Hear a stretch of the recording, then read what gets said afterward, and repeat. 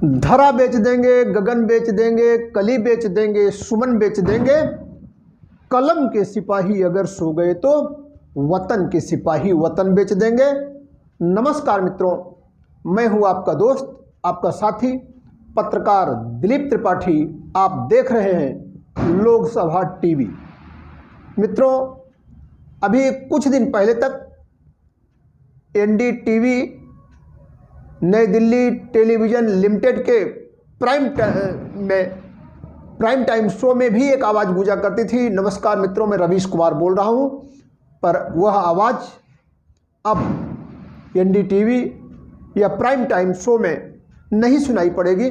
उसका कारण यह है कि रवीश कुमार ने एनडीटीवी से औपचारिक रूप से इस्तीफा दे दिया है और अब वह स्वतंत्र पत्रकार की हैसियत से यूट्यूब पर अपने विचार साझा किया करेंगे। मित्रों, एनडीटीवी से न सिर्फ रवीश कुमार का इस्तीफा हुआ है, बल्कि एनडीटीवी के संस्थापक प्रणय राय और पत्नी राधिका राय ने भी अपने पदों से इस्तीफा दिया है।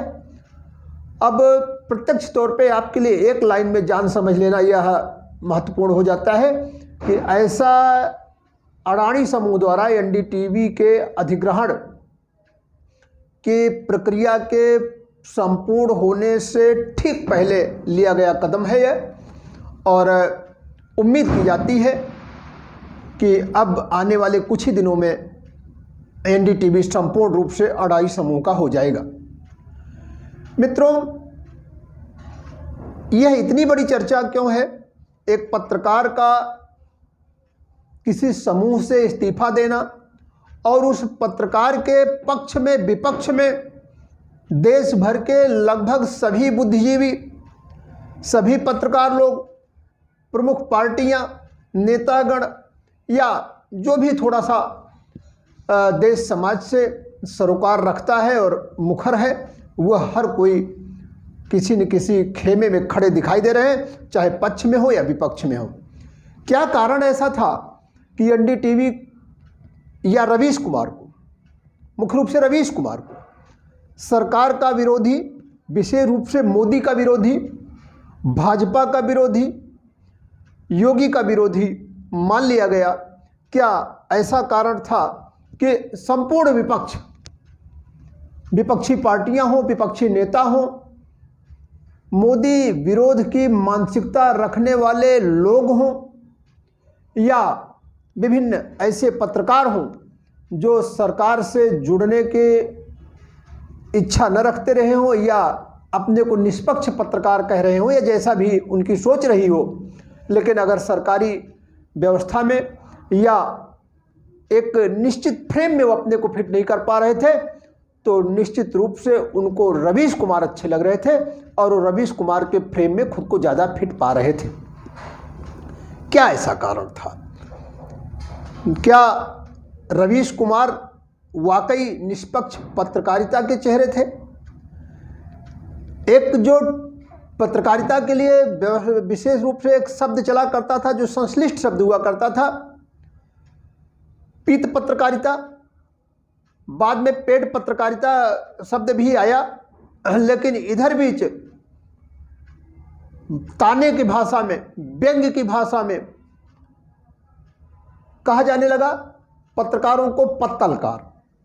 और रवीश कुमार ने एक नया शब्द गढ़ दिया, गोदी मीडिया। यह मोदी शब्द का एक कहें तो समध्वन्यात्मक शब्द था, गोदी मोदी, और यह एक तंज था उस मीडिया पर जो कि सरकार के या मोदी के विभिन्न फैसलों को या विभिन्न उनके इवेंट्स को जायज़ ठहराने में या उनके प्रचार प्रसार में अपनी ऊर्जा को व्यय करता है, नष्ट करता है। तो क्या यह मान लिया जाए कि रवीश कुमार के जाने के साथ ही निष्पक्ष पत्रकारिता का दौर समाप्त हो जाएगा? क्या यह मान लिया जाए कि अब पत्रकारिता सरकार के इशारे पर होगी? क्या यह मान लिया जाए कि पत्रकारों की वह जमात अब लुप्त हो गई, जिसके मन में, जिसके दिल में कुछ बेहतर करने का, सार्थक करने का, निष्पक्ष करने का, समाज में सुधार लाने का, क्रांति लाने का जज्बा हुआ करता था।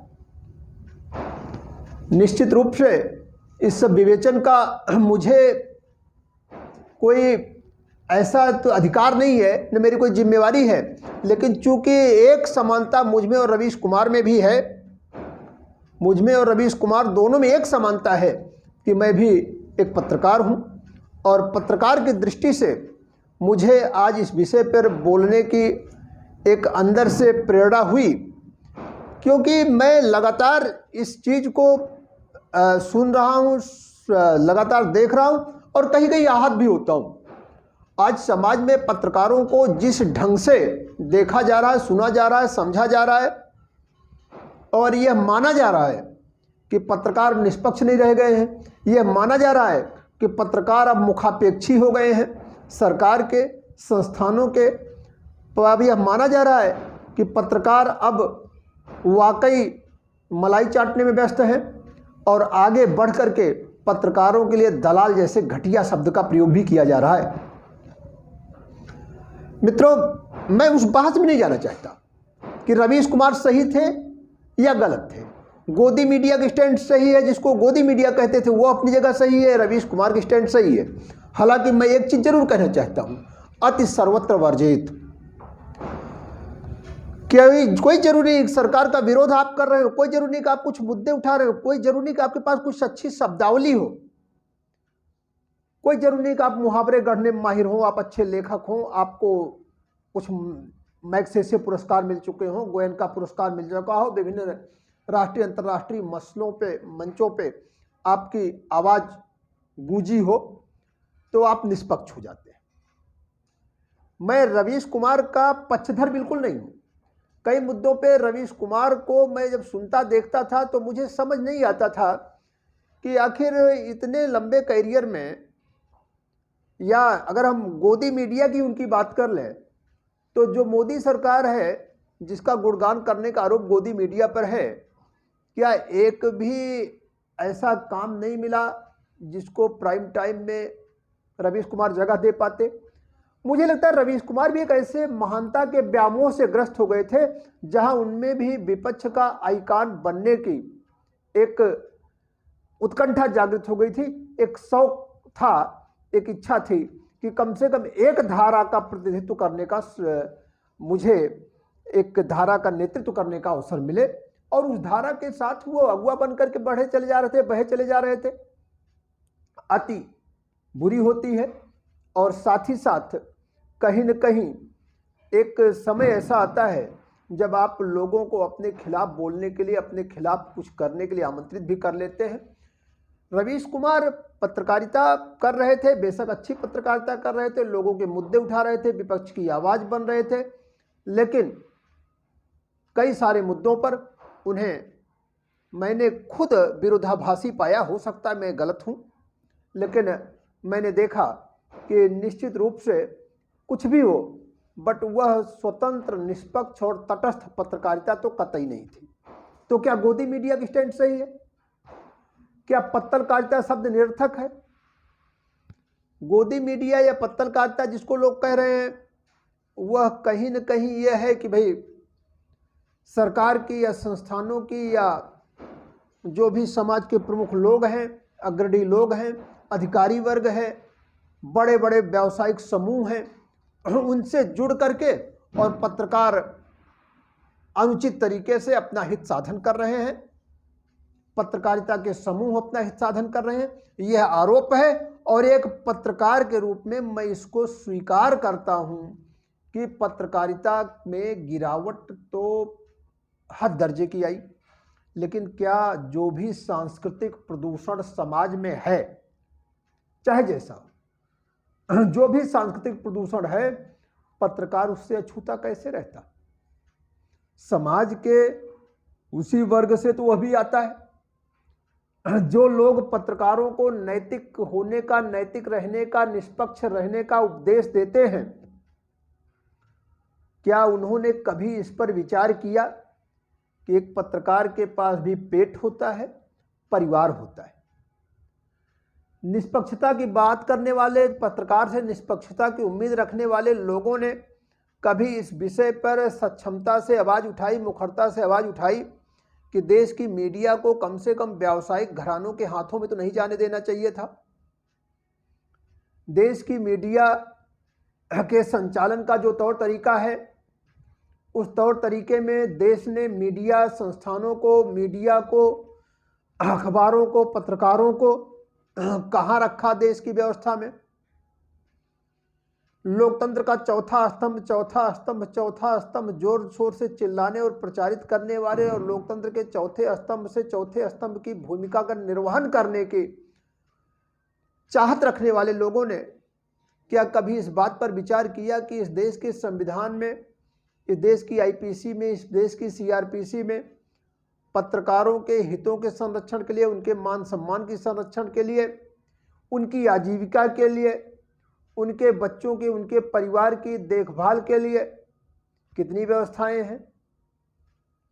अगर ऐसा नहीं है, अगर पत्रकारों के हितों के संरक्षण के लिए कोई व्यवस्था नहीं है, तो पत्रकारों से नैतिकता की उम्मीद कैसे कर सकते हैं, जबकि उसी वातावरण में, उसी समाज में उन्हें भी सर्वाइव करना है जिस वातावरण में, जिस समाज में समाज के अन्य लोग सर्वाइव करते हैं।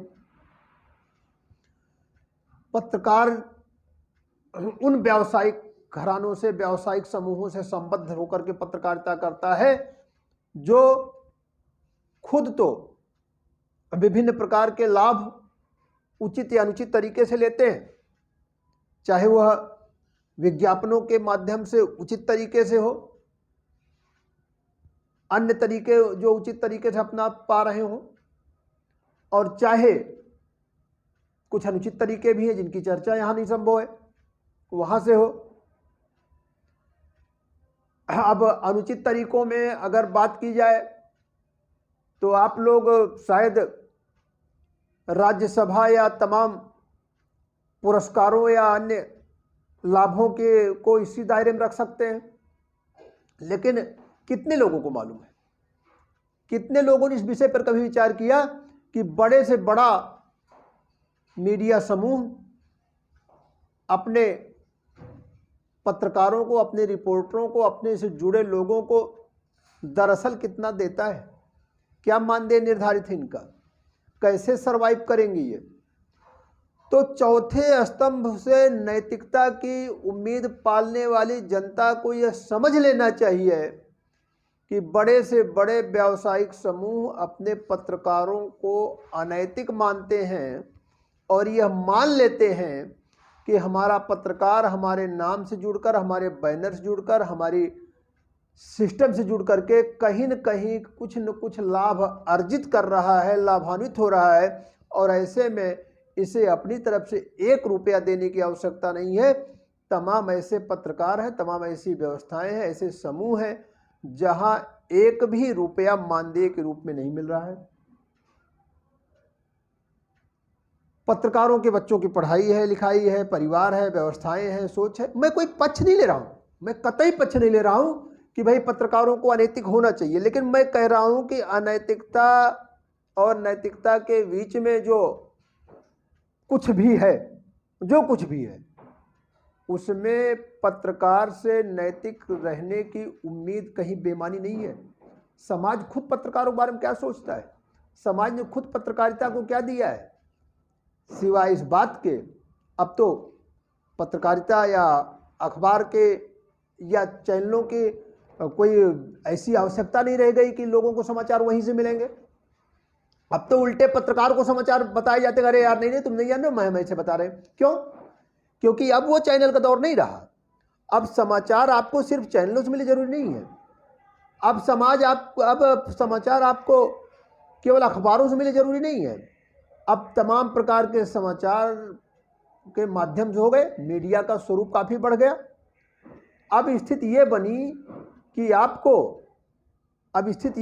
कि आपको समाज के किसी भी कोने में हो रही किसी भी घटना की जानकारी उसी पल मिल जा रही है, और यह सब कुछ विभिन्न माध्यमों से संभव हो पा रहा है।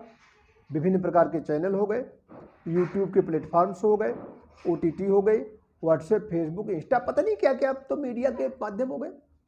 ऐसे में खबरों को पाना, सहेजना, खबरों को जुटाना और खबरों को प्रसारित करना, प्रकाशित करना, जहां मीडिया समूहों की जिम्मेदारी है या वो कर रहे हैं, लेकिन उसमें से स्वतंत्रता, निष्पक्षता, तटस्थता तलाशने का भाव, उसकी जिम्मेवारी तो कहीं न कहीं समाज के एक पढ़े लिखे स्वरूप से ही उनको लेनी पड़ेगी।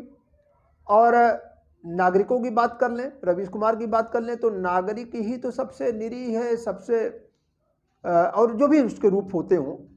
अब कई बार ये सब कह सुन करके विवाद में नहीं फंसना है, लेकिन फिर भी ये लगता है कि नागरिकों को कम से कम यह तो सोचना चाहिए कि देश के बारे में सोचने की जिम्मेदारी, समाज के बारे में सोचने की जिम्मेदारी आप क्यों केवल पत्रकारों के कंधों पर डाल रहे हैं।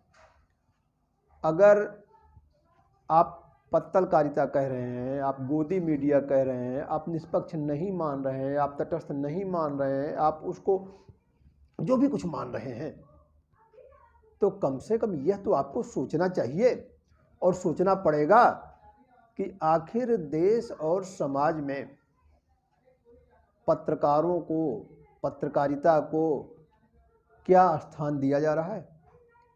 एक रवीश कुमार के पीछे जय जय जय जय बोल करके खड़े हो जाने वाले लोग ये बताएं कि समाज में अन्य रवीश कुमार बनने की चाहत, इच्छा या सामर्थ्य और लोग क्यों नहीं जुटा पाए। रवीश कुमार ने अपनी एक अलग तरीके की ब्रांडिंग कर ली, अन्य लोगों ने अलग तरीके की ब्रांडिंग कर ली, लेकिन इस सब चक्कर में कलम कहाँ है, लेखनी का मूल्य बचा कहाँ है। और अगर किसी संस्था का मूल्य गिर रहा है, घट रहा है, तो क्या उस मूल्य के गिरने की जिम्मेदारी सिर्फ वही संस्था की बनेगी। उसकी जिम्मेदारी लेने के लिए समाज के 3 अन्य स्तंभ सामने नहीं आएंगे। हम नेताओं से उस शुचिता की, उस पवित्रता की, उस एक दूरंदेशी की उम्मीद क्यों नहीं कर रहे हैं। आखिर देश समाज तो उनको भी बनाना है, बचाना है, और हमें मान लेने कि ऐसे होते ही है, ये ऐसे होते ही, इनसे कोई उम्मीद नहीं है, फिर दूसरे स्तंभ पे आ जाएं।